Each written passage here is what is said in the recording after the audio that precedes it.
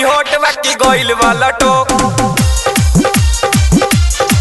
छोड़ी बिया बड़ी हॉट बाकी गोइल वाला टोक। छोड़ी बिया बड़ी हॉट बाकी गोइल वाला टोक। आइल बिया बंगाल से बच के, आइल बिया बंगाल से बच के, कमर हिला बेला पलो। नॉनसेंस, कपार फाड़ दे। छोड़ी बिया बड़ी हॉट बाकी गोइल वाला टोक। छोड़ी बिया बड़ी हॉट बाकी गोइल वाला टोक। छोड़ी बिया बड़ी हॉट बाकी गोइल वाला टोक। छोड़ी बिया बड़ी हॉट बाकी गोइल वाला टोक। डीजी विकास बेतिया।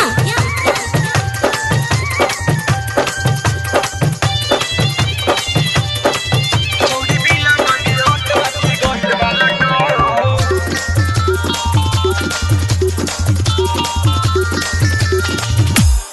सोलह बरिस के चढ़ल जवानी भइल बिया कचनार रे।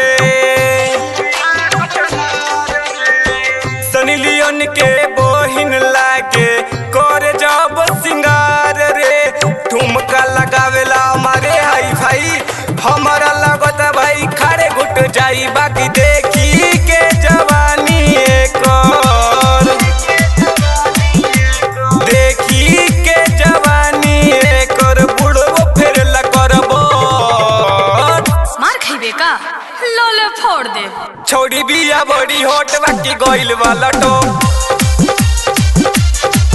छोड़ी बिया बड़ी हॉट बाकी गोइल वाला टोक। छोड़ी बिया बड़ी हॉट बाकी गोइल वाला टोक।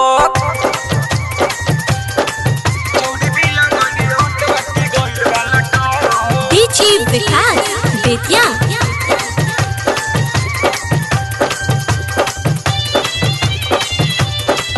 छोड़ी बिया बड़ी हॉट बाकी गोइल वाला टोक।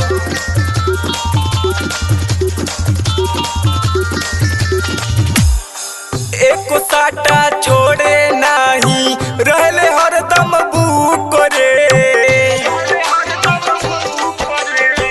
एकरे चलते नरेंद्र से भइल बाटे चूक रे। कहे अंकित एगो बतिया बताब, कंगरी उठा के तनी टंगरी देखाब। बाकी मोनू लाइन मारे,